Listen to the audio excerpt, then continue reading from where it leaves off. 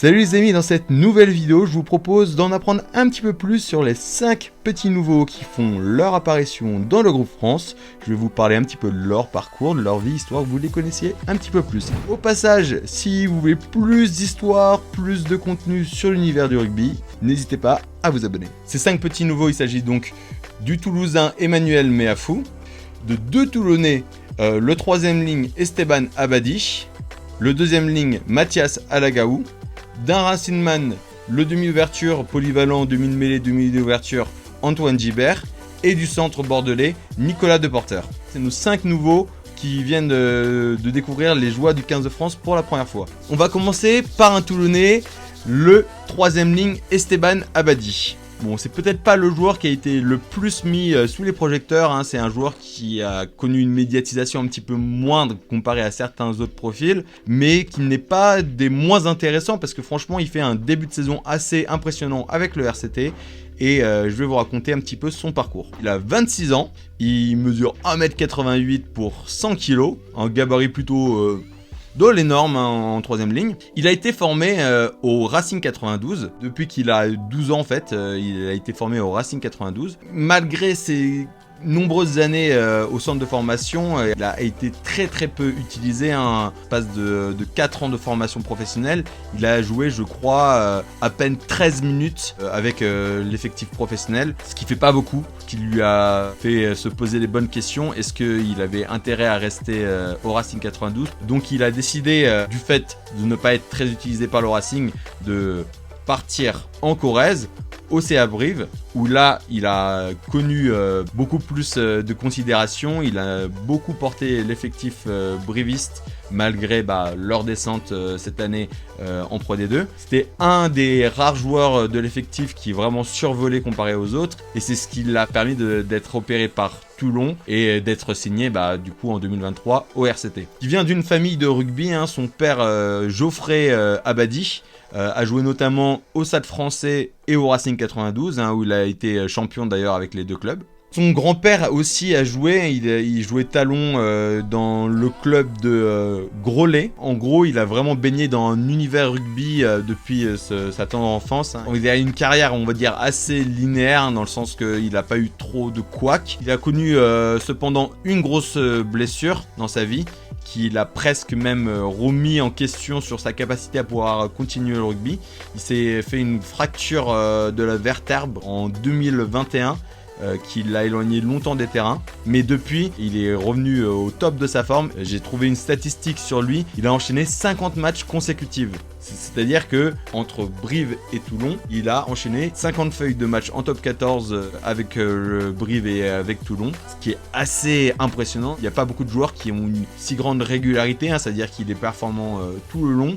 Franchement, chapeau. Malheureusement, il s'est blessé en fin d'année 2023, là, décembre 2023, il s'est fait une petite blessure au genou. Il n'a pas fait de match depuis 2024, mais ça n'a pas empêché le staff de l'équipe de France de le recruter dans les troupes des Bleus pour le tour de destination. Depuis le début de la saison de top 14, il a réalisé 79 plaquages avec un pourcentage de réussite de 92% de réussite de plaquage, ce qui est assez bon pour son poste, et surtout un domaine dans lequel il excelle et qui fait un peu sa marque de fabrique, c'est la touche. Diplômé d'un master de commerce and management à l'école de Grenoble. Donc c'est dire qu'on peut être rugbyman et à côté continuer ses études et de faire quasiment un master. Et c'est un grand fan de surf aussi au passage. Place un autre joueur, on va passer à un Toulousain. Et son histoire est assez intéressante. On parle évidemment de Emmanuel Meafou, le géant, le colosse d'origine australienne qui excelle au Stade Toulousain. Il a été naturalisé il n'y a pas très longtemps français pour pouvoir rejoindre le groupe du 15 de France. Je vais vous raconter un petit peu son parcours parce qu'il n'a pas eu un parcours hyper simple, même assez périlleux, je dirais. Il est né en Nouvelle-Zélande de parents samoans et il a grandi en Australie. Il a commencé à faire du rugby assez jeune, hein, à peu près aux alentours de 5 ans, et il a commencé par contre en faisant du rugby à 13 avant de passer au rugby à 15 à peu près aux alentours de ses 16 ans. Il a, on va dire, un petit peu stagné en termes de performance dans les clubs en Australie. Hein. Il a joué à Melbourne, qui n'était pas non plus un haut niveau. Je crois que c'était l'équivalent, on va dire, Pro D2. Et il a longtemps songé à arrêter le rugby. En fait,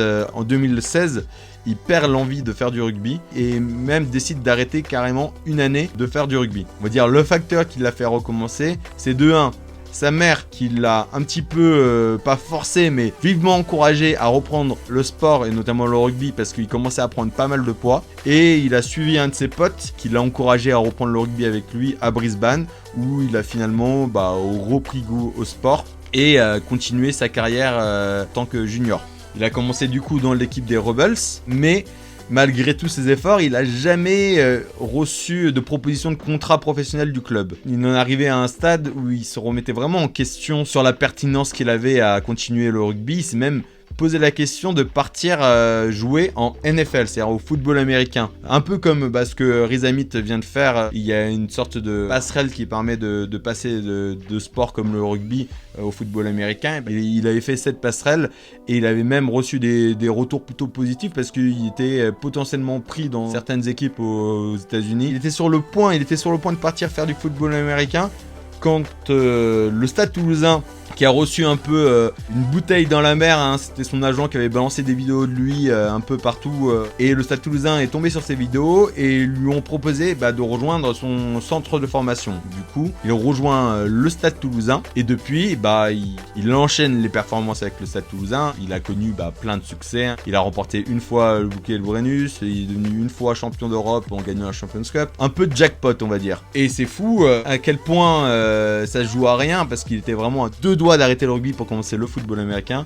Donc franchement, un parcours assez périlleux et je suis vraiment content qu'il ait réussi à trouver sa voie avec le Stade Toulousain. C'est l'un des meilleurs deuxième lignes d'un point de vue tout ce qui est franchissement, plaquage cassé, c'est un peu son univers. Hein. Il aime bien démolir les défenses, mais il est aussi hyper agile. Hein. Ce que disaient pas mal de ses coéquipiers, c'est que avec un gabarit comme le sien, il a 26 ans, il fait 2,3 m pour 145 kg, donc un sacré bébé. Et malgré ça, il arrive à enchaîner les courses, il est très mobile, il arrive très bien à jouer ballon-main. Pas genre t'envoyer 2-3 courses, te casser 3 gars en face et arrêter et ne plus avoir de poumon. C'est complètement l'inverse, c'est un deuxième ligne qui, malgré son poids, arrive à tenir tout un match. Ce qui est assez important à prendre en compte. Mais bon, voilà, vous en connaissez plus sur Mani, hein, le surnom que lui donnent ses coéquipiers au Stade Toulousain, Emmanuel Meafou. Voilà, ça c'était pour Emmanuel Meafou. Je vais vous parler maintenant d'un autre Toulonnais, le deuxième Toulonnais qui fait partie des petits nouveaux, c'est Mathias Alagaou. Il a 22 ans, il mesure 1,94 m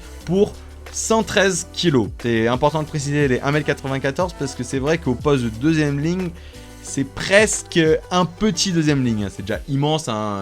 Je pense qu'à côté de lui, il met deux têtes. Mais quand tu vois le standard de deuxième ligne, on est plus proche du 2 mètres que de 1,94 m. Ça n'empêche pas d'être un très bon deuxième ligne. Je ferme la parenthèse. Il est formé donc au RC Draguignan puis au CARF, qui est en gros l'union des villes de Fréjus et de Saint-Raphaël. Il vient d'une famille de rugby aussi.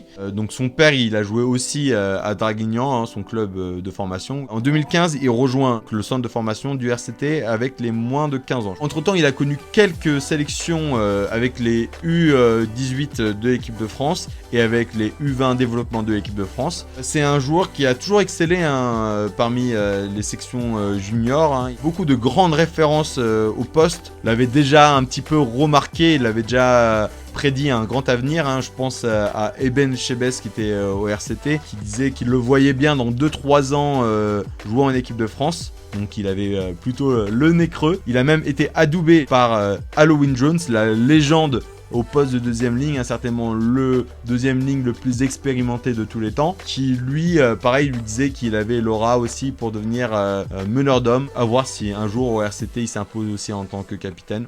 On verra. En tout cas, quand tu as des monstres comme Eben Chebes, Halloween Jones qui louent tes qualités rugbystiques, c'est que tu es en général voué à un bel avenir. Bon, niveau stats, il est performant un peu partout. Il est très bon au plaquage, c'est un des meilleurs plaqueurs actuellement en top 14. Il est à 108 plaquages avec un taux de réussite de 95% de réussite, qui est assez bon, faut dire, même très bon. J'ai hâte de voir ses débuts avec le 15 de France. On passe maintenant à Antoine Gibert. Antoine Gibert, il a 26 ans. Il mesure 1m77 pour 76 kg. Plutôt un petit gabarit, on va dire. Il a commencé le rugby à l'âge de 5 ans.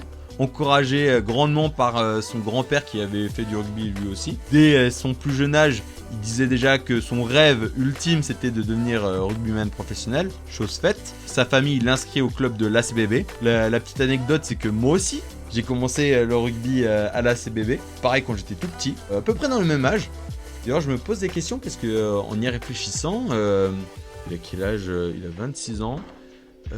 Attends, laissez-moi faire le calcul. Je crois qu'il y a presque moyen qu'on soit croisés, hein, parce que moi j'ai commencé aussi le rugby assez jeune.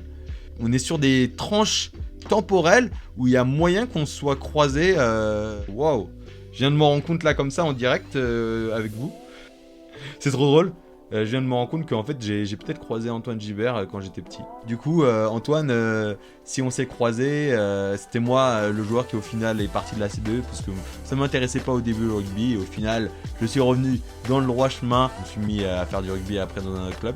Mais bon, bah voilà. Il a fait ses débuts à la CBB. Ensuite, il a été contacté par plusieurs clubs quand il a commencé à grandir. Massy, le Stade Français et le Racing. Il a choisi d'aller au Racing 92, soi-disant parce que les infrastructures lui convenaient plus. Il rejoint le Racing 92 en 2011 en minime deuxième année. Et depuis, bah, il est encore au Racing, donc il a toujours pas quitté son club de formation. C'est un joueur polyvalent qui est capable de jouer demi-mêlée comme ouvreur. Son poste, on va dire, un petit peu de référence. L'image de son idole de tous les temps, Johnny Wilkinson. Comme quoi il a de très bons goûts. Il a un petit peu galéré au début de sa carrière professionnelle avec le Racing. Il a enchaîné quasiment 2 ans d'absence due à des blessures avant la saison 2016-2017. Il enchaîne quelques feuilles de match en top 14 et en Champions Cup. Il prend plus en plus ses marques les saisons après, où il joue notamment pas mal aussi avec le Racing en espoir. Il remporte d'ailleurs cette année en 2017 le titre de champion de France espoir avec le Racing. Il fait une prestation assez remarquée lors du Super 7. C'était la première édition où il plante au passage 2 essais en finale sur 3 essais sur le tournoi, et il est d'ailleurs au passage élu meilleur joueur de la compétition, en plus de remporter le titre de champion de France de rugby à 7 avec le Racing 92.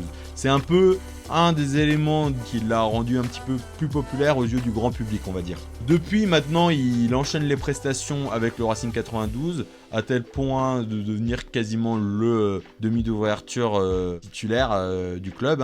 Club qui fonctionne plutôt bien parce qu'ils sont actuellement premiers du top 14. C'est aussi peut-être pour ça qu'il a tapé dans l'œil de Fabien Galtier et qui mérite amplement d'être appelé dans le groupe France. Dernier profil du coup, c'est le centre de l'UBB, Nicolas Deporter. Il a 21 ans, il mesure 1m93 pour 87 kg. Gabarit, on va dire, dans les normes pour les centres de la sphère professionnelle. Il a été formé à l'âge de 5 ans dans le club de US Isan, licencié à Lormont.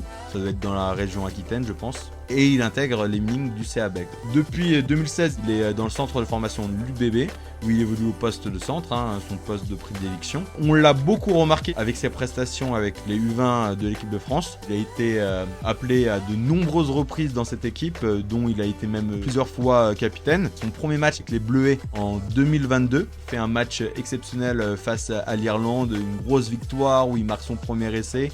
Ça lance un petit peu, on va dire, son épopée avec l'équipe de France U20. Il est, on va dire, un peu la révélation, une des révélations du dernier championnat du monde U20 qui remporte avec l'équipe de France, comme vous l'avez certainement suivi, qui devient champion du monde U20 avec l'équipe de France en 2023. Et au passage, à titre personnel, il remporte le titre de meilleur marqueur de la compétition avec 5 essais. À partir de là, il y a des bases assez solides, les gens s'intéressent à lui, à juste titre, il est impressionnant en U20. Est-ce qu'il va réussir à convertir en top 14? Ça prend du temps en général, c'est jamais facile, mais la plupart du temps, ça fonctionne.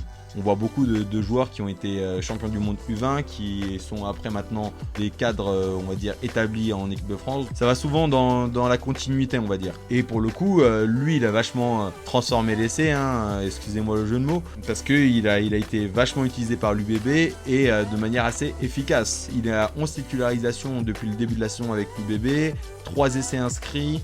Il est assez remarquable dans tous les domaines de jeu. Ça me paraissait plutôt logique qu'il soit appelé dans le groupe France, même s'il est très jeune, hein, 21 ans comme je disais. J'ai hâte de voir un petit peu comment Fabien Galtier compte l'utiliser pour le tournoi destination. Est-ce que j'ai d'autres choses à rajouter sur De Porter? Au niveau statistique, c'est le meilleur franchisseur du côté des centres en top 14. Ça montre à quel point il a des capacités offensives assez intéressantes. Il a une belle capacité à pouvoir franchir les lignes. Donc ça fait de lui un centre assez intéressant avec des qualités qu'on aime voir. J'ai hâte de voir ce qu'il va donner en équipe de France. Merci, c'est la fin de cette vidéo. J'espère que vous avez pu en apprendre un petit peu plus sur ces 5 petits nouveaux du groupe France. N'hésitez pas à me dire en commentaire si vous avez un joueur que vous attendez un petit peu plus lors de ce tournoi à destination. Ce sont selon vous les joueurs qu'il va falloir le plus attendre lors de cette édition 2024. On aura très certainement l'occasion d'en reparler ensemble dans de prochaines vidéos. Au passage, comme d'habitude, n'hésitez pas à vous abonner, à lâcher un petit commentaire, partager ces vidéos à vos amis. Ça contribue notamment au développement de ma chaîne et ça me permettra de pouvoir réaliser des projets encore plus conséquents. Donc n'hésitez pas, ça vous prend que quelques secondes de votre temps et moi, ça remercie mon travail énormément. En tout cas, j'espère que vous avez apprécié cette vidéo et je vous dis à très vite pour plus de projets rugby.